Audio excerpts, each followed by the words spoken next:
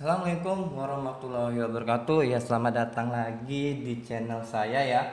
Nah, kali ini saya akan membahas video mengenai reaksi substitusi alkil halida atau yang dikenal nanti SN2.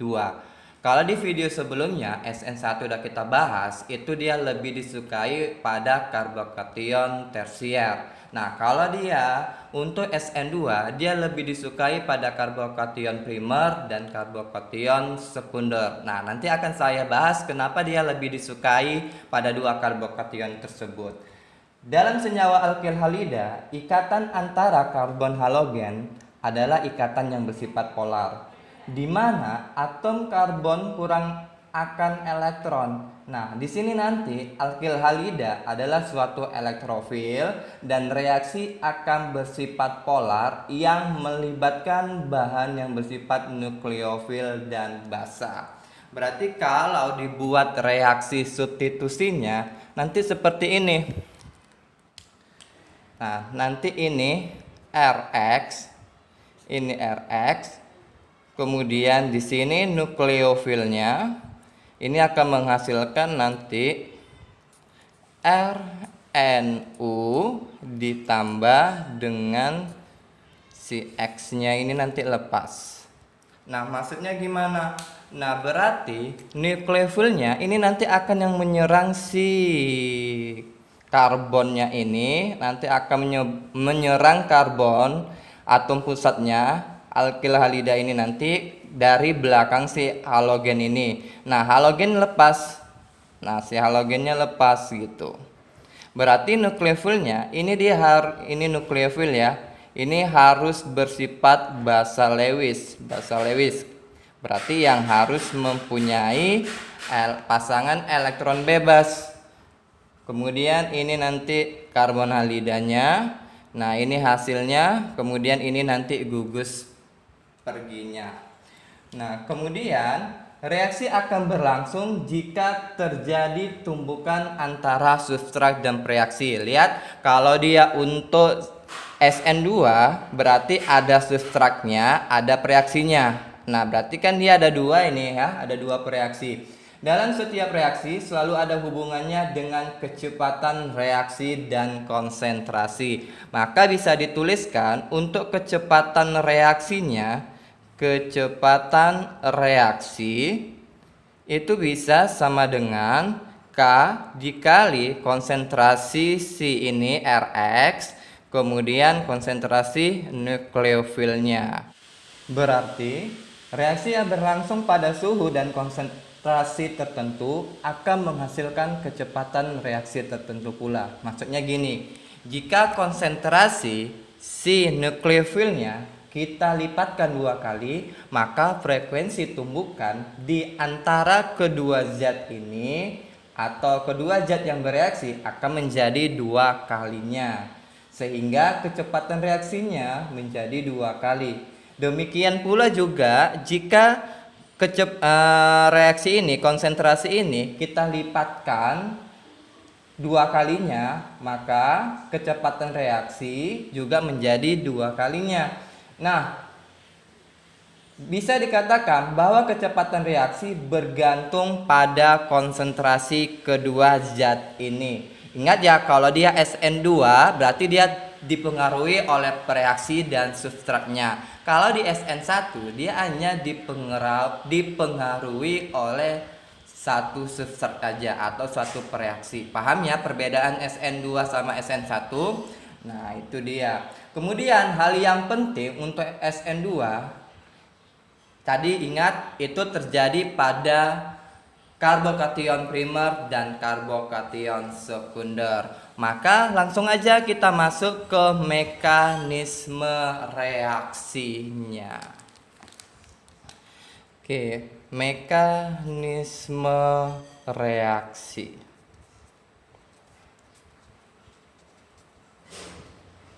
Misalkan gini. Nah, di sini saya ambil nukleofilnya si OH ya, si OH- ini.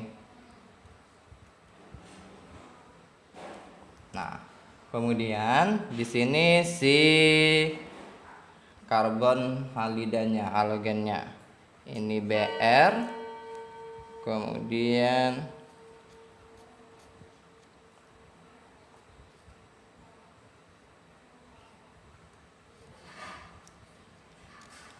di sini H, sorry ini H ya. Kemudian di sini si CH3 CH2.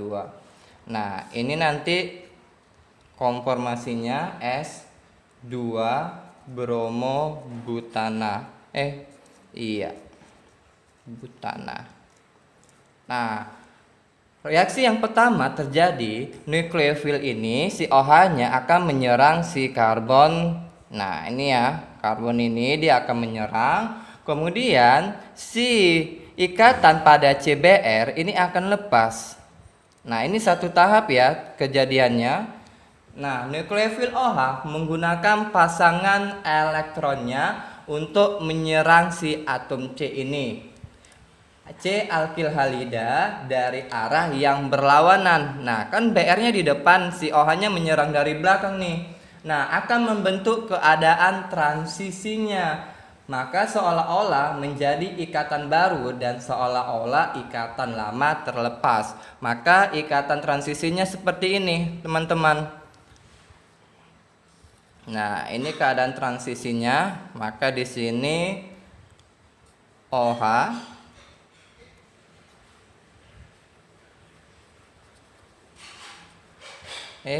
kebiasaannya ini si H, kemudian di si Br, ini CH3, di sini CH2 CH3. Nah, ini bukan ikatannya bukan kan 5. Ingat atom C maksimal itu dia mengikat tangannya 4. Kalau kita hitung 1 2 3 4 5. Nah, ini bukan seolah-olah si C mengikat 5, bukan. Ini seolah-olah si OH tadi ini akan menyerang si C dan ikatan CBr ini dia akan lepas. Itu dia maksudnya, paham ya? Nah, akan menghasilkan di sini dia.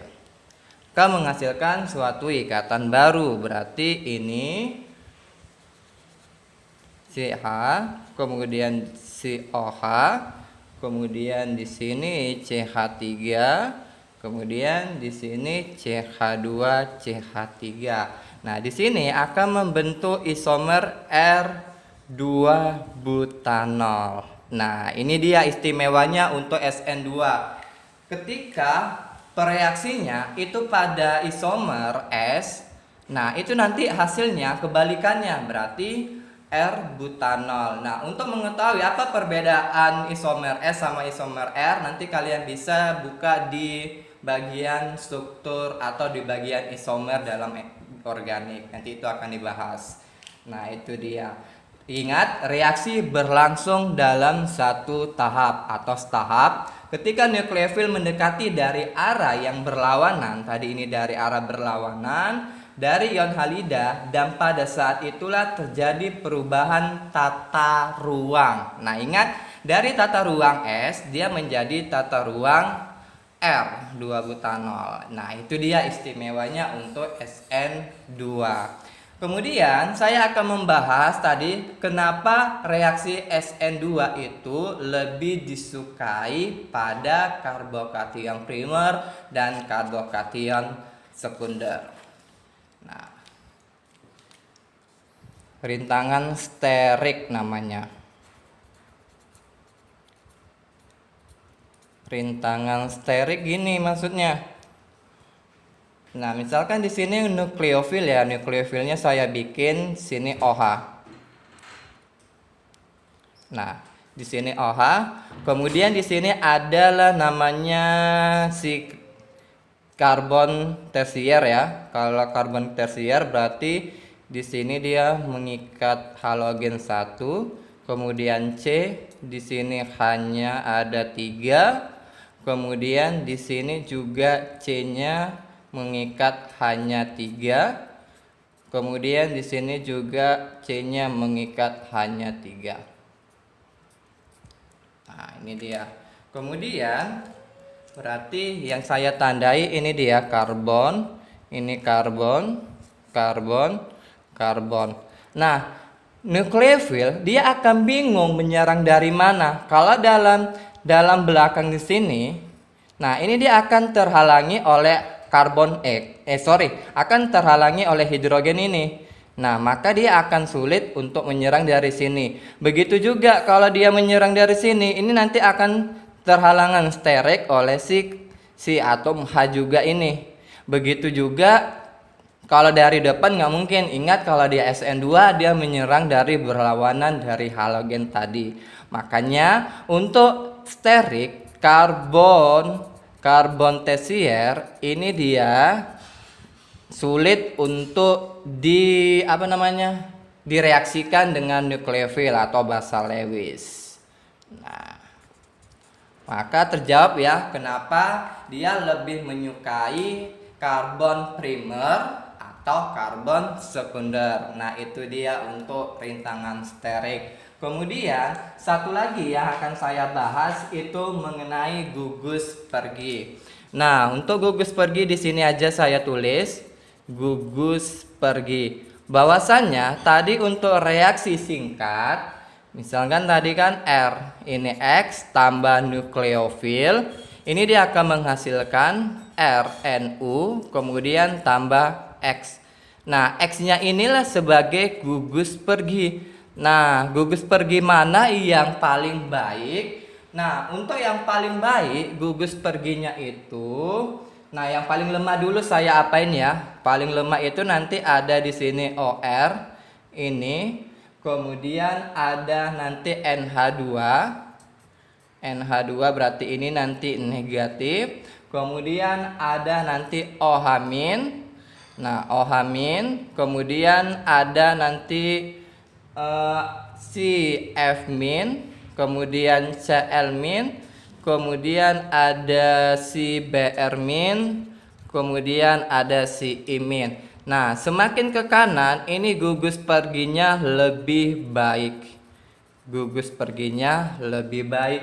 Why? Kenapa teman-teman? Nah, gugus pergi adalah gugus yang meninggalkan molekul karena tolakan dari nukleofil. Gugus pergi yang baik dapat menstabilkan muatan negatif.